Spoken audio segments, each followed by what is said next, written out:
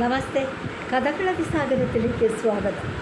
ഇന്നത്തെ കഥ വികൃതി രാജകുമാരനും നന്ദിയുള്ള മൃഗങ്ങളും മൂന്നാം ഭാഗം. 2 ഭാഗം. ഇപ്പം എന്തായി?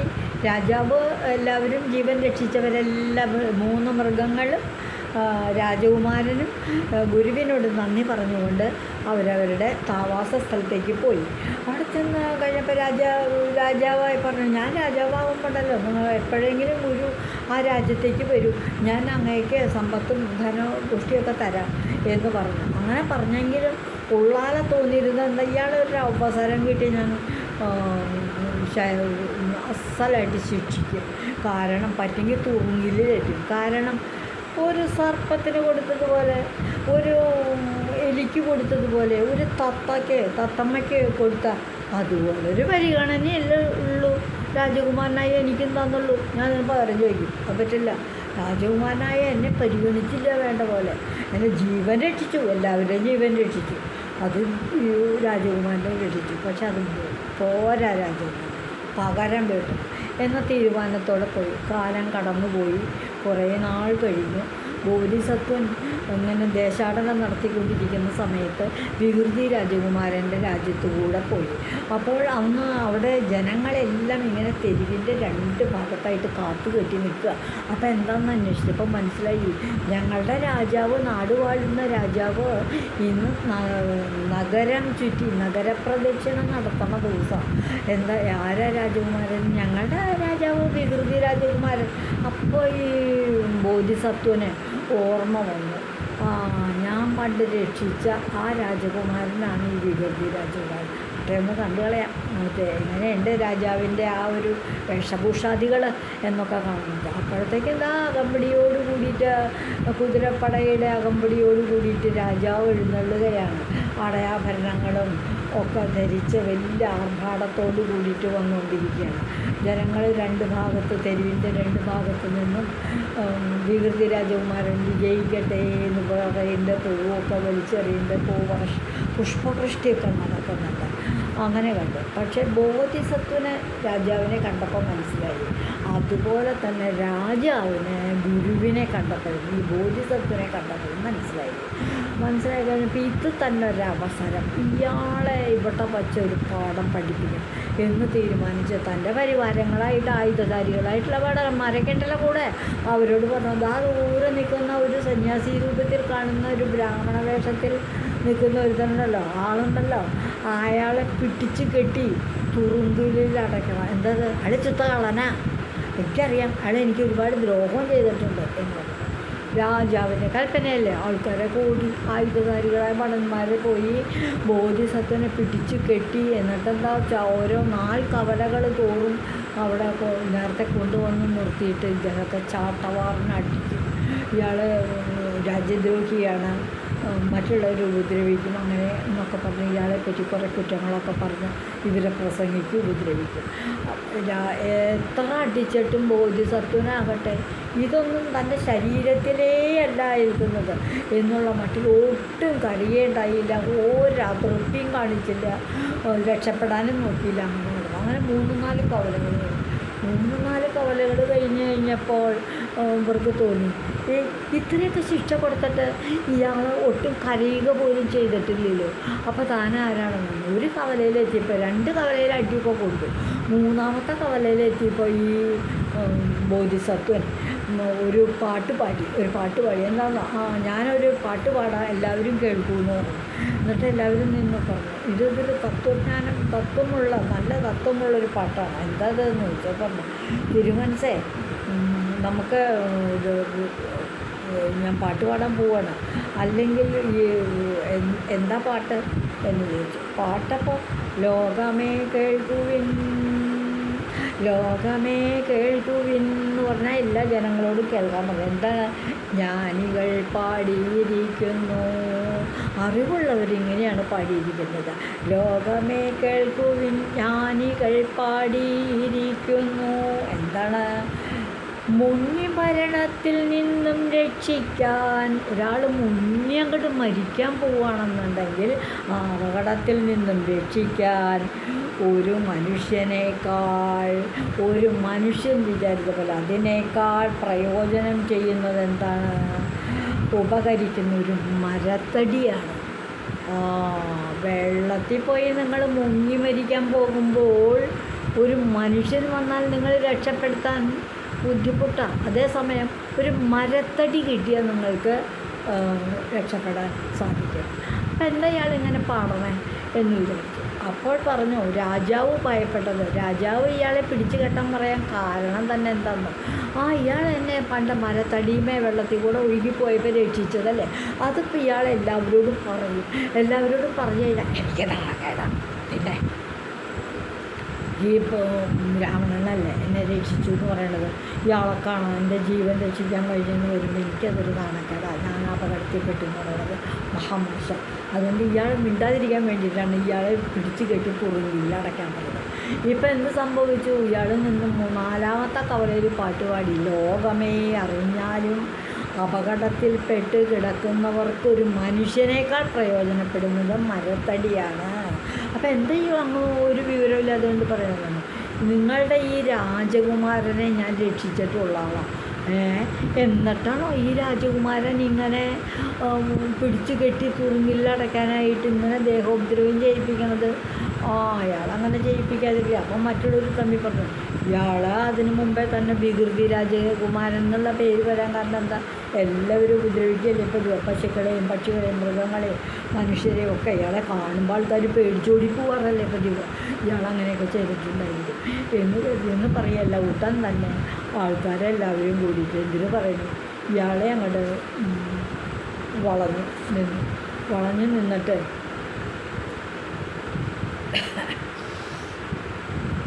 ഈ കൊലത്തറയിലേക്ക് ഇയാളെ കൊണ്ടുപോണതിന് മുൻപ് ഈ ഇങ്ങനെയുള്ള തത്വങ്ങൾ വിളിച്ചു പറഞ്ഞു. എന്തുകൊണ്ടാണ് പറയണതെന്ന് അതിൻ്റെ കാരണങ്ങളും പറഞ്ഞു.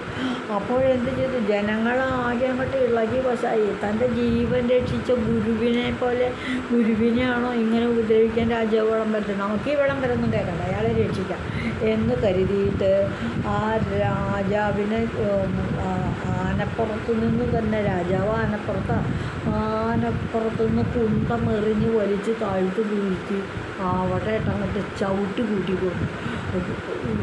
ജനങ്ങൾ ഈ രാജാവിനെ ഉദ്ധരിക്കാൻ തുടങ്ങിയപ്പോൾ ആന പിന്നെ വച്ചില്ല, തൻ്റെ തുമ്പിക്ക് എടുത്തിട്ട് കൊട്ടത്താനൊറ്റ രാജാവിൻ്റെ പണി കഴിഞ്ഞു. അപ്പം പിന്നെ രാജ്യത്തിന് രാജ്യം ഇല്ലാണ്ടായാൽ പറ്റുമോ? ഉടൻ തന്നെ എന്തുണ്ടായി? ഈ ബോധിസത്വനെ അവിടുത്തെ രാജാവാക്കി വാഴിച്ചു. അങ്ങനെ ആ വികൃതി രാജകുമാരൻ്റെ ജീവൻ രക്ഷിച്ച വകയിൽ ഇദ്ദേഹത്തിന് ദൈവം നൽകിയ പുണ്യമാണ് ആ രാജ്യത്തെ തന്നെ രാജാവാക്കി അങ്ങോട്ട് മാറ്റി.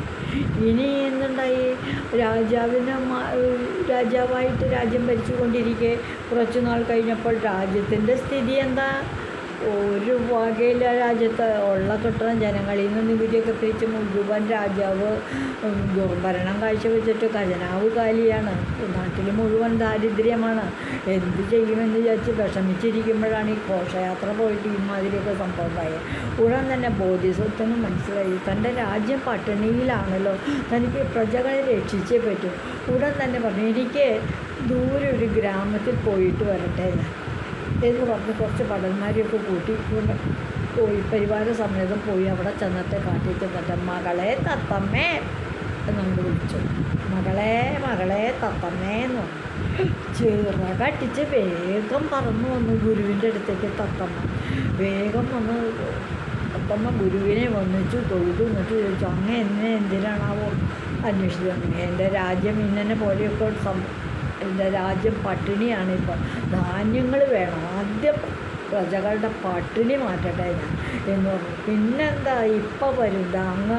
അങ്ങയുടെ കളപ്പുരയിലേക്ക് ചെല്ലുവാങ്ങ്. അപ്പോഴേക്കും അവിടെ നെൽക്കൂമ്പാരം വന്നിട്ടുണ്ടായിരിക്കും. തത്തമ്മയങ്ങോട്ട് ഉയർന്നു പറന്നിട്ട് ഒരു പ്രത്യേക ശബ്ദത്തിൽ തൻ്റെ കൂട്ടുകാരെയൊക്കെ വിളിച്ചു. ആ ശബ്ദം തത്തമ്മ ഒരു സന്ദേശം കൊടുത്തു. എല്ലാവരും നെൽക്കതിരും കൊണ്ട് ബനാറസ് കാശി രാജാവിൻ്റെ കളപ്പുരയിലേക്ക് വരൂ. ആ കളപ്പുരയിൽ മീനിട്ട് വെച്ചിട്ടല്ലേ തേക്ക്. ഇവിടുന്ന് ഇങ്ങനെ വടക്ക് ഭാഗത്ത് നിന്ന് പച്ച നിറത്തിൽ കാർമേഘം വരികയാണെന്നാണ് തോന്നിയത് കാഴ്ചക്കാർക്ക്. സംഭവം എന്താ, കാർമേഘമൊന്നുമല്ല, തത്തകൾ ഇങ്ങനെ കൂട്ടം കൂട്ടമായിട്ട് വന്ന് തങ്ങൾ കൊണ്ടുവന്ന് നെൽക്കതിരങ്ങോട്ട് ചെയ്യുക. അങ്ങനെ ആയപ്പോഴേക്കും രാജാവ് തിരിച്ച് കളപ്പുരയിൽ എത്തുമ്പോഴേക്കും നെൽക്കുമ്പാരം കുന്നുകൂടി. ആ നെല്ലൊക്കെ എടുത്ത് ധാരാളം ധാന്യങ്ങളൊക്കെ എടുത്ത് ജനങ്ങൾ ആദ്യം തന്നെ സുഖമായിട്ട് ഭക്ഷണം കഴിക്കാൻ തുടങ്ങി. പിന്നെ വീണ്ടും നമുക്ക് കൃഷി ഇറക്കണമെങ്കിൽ തോടുകൾ വേണം, പാലങ്ങൾ വേണം, വളങ്ങൾ വേണം, വിത്തുകൾ വേണം. എല്ലാ തരത്തിലുള്ള പശുക്കൾ, കന്നുകാലികളൊക്കെ നശിച്ചു. നമുക്ക് കന്നുകാലികൾ വേണം. ഇതൊക്കെ മേടിക്കണമെങ്കിൽ നമ്മുടെ ഖജനാവിലൊന്നും കാശില്ല. എന്താ വേണ്ടതെന്ന് കരുതിയിരിക്കുമ്പോണ്ട് പെട്ടെന്ന് വീണ്ടും പോയി കഴിഞ്ഞിട്ട് സർപ്പശ്രേഷ്ഠ എന്ന് പറഞ്ഞ് വിളിച്ചു. അപ്പോൾ പഴയ സർപ്പം വന്നു. എന്നിട്ട് പറഞ്ഞു, എനിക്ക് അല്പം പണം വേണമല്ലോ, എൻ്റെ രാജ്യം ഇത്തിരി കഷ്ടപ്പാടില്ല, ഞങ്ങൾക്ക് വിത്തും വളവും വാങ്ങിക്കണം, പശുക്കളെയൊക്കെ വാങ്ങിക്കണം എന്ന് പറഞ്ഞു. അതിനെന്താ, ഞാൻ കാണിച്ചു തരാമെന്ന് പറഞ്ഞു. സർപ്പം വിഴുന്നു പോയി. തൻ്റെ 40 കോടി സ്വർണ്ണ നാണയങ്ങളാണ് കുഴിച്ചിട്ടേക്കണേ. ആ സ്ഥലം കാണിച്ചു കൊടുത്തു. ഭടന്മാരുമാക്കി ആ ധനം കൊണ്ടുപോയി രാജ്യത്തേക്ക്. അത് കഴിഞ്ഞപ്പോൾ ഇത് കഷ്ടിയാവുമോ, തികയുമെന്നൊരു സംശയം. ജനങ്ങൾക്കെല്ലാം കുറച്ച് നല്ല വസ്ത്രങ്ങളും അടയാഭരണങ്ങളും ഒക്കെ കൊടുക്കണം. അവർ സന്തോഷമായിട്ട് ജീവിക്കട്ടെ എന്ന് വെച്ചു. കുറച്ചുകൂടി പണം കിട്ടിയാൽ കൊള്ളാമായിരുന്നു. വേഗം കാട്ടിൽ നിന്നിട്ട് മൂഷികമിത്രമേ എന്ന് വിളിച്ചു. ഉടൻ തന്നെ എലി ഓടി വന്നു. എന്താ വേണ്ടതെന്ന് വെച്ചു. എനിക്ക് ഇത്തിരി പണം കിട്ടിയാൽ കൊള്ളാം.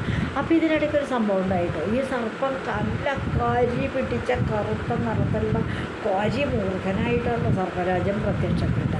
ഈ ധനം അങ്ങോട്ട് എടുക്കാൻ തുടങ്ങിയപ്പോൾ തൊട്ടുണ്ടല്ലോ, ഇദ്ദേഹത്തിൻ്റെ കറുപ്പ് നിറം അങ്ങോട്ട് മഞ്ഞ് ആ ധനം മുഴുവൻ അവിടെ നിന്ന് 40 കോടി പൊന്നാണയം രാജകൊട്ടാരത്തിലേക്ക് കൊണ്ടുപോയോടുകൂടിയിട്ട് ഗുരുവിൻ്റെ മുൻപിൽ അങ്ങനെ 10 വിടർത്തി നിൽക്കുന്ന സർപ്പശ്രേഷ്ഠൻ സ്വർണ്ണമയമായി മാറി. ഇതെന്താ, അങ്ങേക്കൊരു മാറ്റം വന്നുല്ലോ, സ്വർണ്ണ നിറയിലോ ഒക്കെ.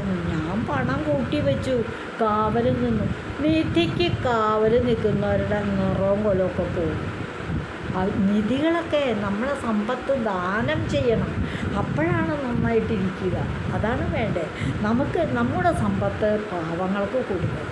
അല്ലാണ്ട് നമ്മളത് കൂട്ടി വെച്ചതിന് കാവലിരുന്നാൽ നമുക്ക് ദൂഷ്യങ്ങളാണ് ഉണ്ടാക്കുക. അതാണ് സംഭവിച്ചത്. ഇപ്പം എൻ്റെ ധനമൊക്കെ പോയോടുകൂടിയിട്ട് ഞാൻ നല്ല സുന്ദരനായില്ലേ. അതുപോലെ തന്നെ എലിയാണെങ്കിലോ, ഇത് കേട്ടപ്പോൾ എലി വന്നു കഴിഞ്ഞിട്ട് അങ്ങക്ക് എങ്ങനെയാണ് ഈ സ്വർണ്ണ നിറം കിട്ടിയത്? അത് എൻ്റെ ധനമൊക്കെ ദാനം ചെയ്തപ്പോഴാണ് എന്ന്. എന്നാൽ ശരി, ഞാനും കൊടുക്കുകയാണെന്ന് പറഞ്ഞിട്ട് രാജാവിന് എലിയുടെ സമ്പത്ത് കൊടുത്തു. ആ ധനം മുഴുവൻ രാജാവ് എടുത്തുകൊണ്ട് പോയി കഴിഞ്ഞപ്പോൾ എലിയും നിറമായി മാറി, നല്ല നിറമായി മാറി. അങ്ങനെയാണ് ഉണ്ടായത്. അപ്പം ധനം കൂട്ടിവെച്ച് അതിനെ കാവലിരിക്കുന്നതല്ല ശരിയായ രീതി. കുട്ടികളിൽ വളരേണ്ട ധർമ്മബോധം. ധനം സമ്പാദിക്കണം, അത് ഇപ്പോൾ മറ്റുള്ളവർക്ക്, പാവപ്പെട്ടവർക്ക് കൊടുക്കുകയുമാണ് വേണ്ടത്. എത്രയോ നൂറ്റാണ്ടുകൾക്ക് മുൻപ് മരണമടഞ്ഞവരാണ് ഞങ്ങൾ, വ്യവസായികളായിട്ടും സമ്പന്നനായിട്ടുമൊക്കെ. പക്ഷേ ഞങ്ങൾ ആ ധനത്തിന് കാവലിരുന്നു, കൂട്ടിവെച്ച്. ഇന്ന് അതൊക്കെ പോയി കഴിഞ്ഞപ്പോൾ ഇന്നിപ്പം നമ്മുടെ ഗുരുവായ ഈ ബോധിസത്ത് കാശി രാജ്യത്തെ രാജാവാണ്. അദ്ദേഹത്തിന് രാജ്യത്തിലെ പ്രജകൾക്ക് പ്രയോജനപ്പെടുന്ന വിധത്തിൽ നമ്മുടെ ധനം ദാനം ചെയ്തപ്പോൾ നമുക്കും സ്വസ്ഥമായി, സുഖമായി, സന്തോഷമായി രാജ്യം നന്നാവുകയും ചെയ്തു. ബോധിസത്വൻ്റെ അനുഗ്രഹം കൊണ്ട് രാജ്യം നന്നാവുകയും ചെയ്തു. ഇതാണ് വികൃതി രാജകുമാരനും നന്ദിയുള്ള മൃഗങ്ങളും എന്നുള്ള ഈ കഥയിലൂടെ നമ്മൾ മനസ്സിലാക്കുന്ന കാര്യം. സമ്പത്ത് പാവപ്പെട്ടവർക്ക് ദാനം ചെയ്യണം, അതാണ് പുണ്യം. ഇതുവഴി വന്നാലും ഇത്തിരി നേരം ഇരുന്നാലും കഥകൾ കേട്ടാലും കളിയായി പറയും കഥയാണേ, കാര്യം പറയും കഥയാണേ. എല്ലാവർക്കും നന്ദി. ഈ കഥ കുട്ടികളെ പറഞ്ഞു കേൾപ്പിക്കണം കേട്ടോ.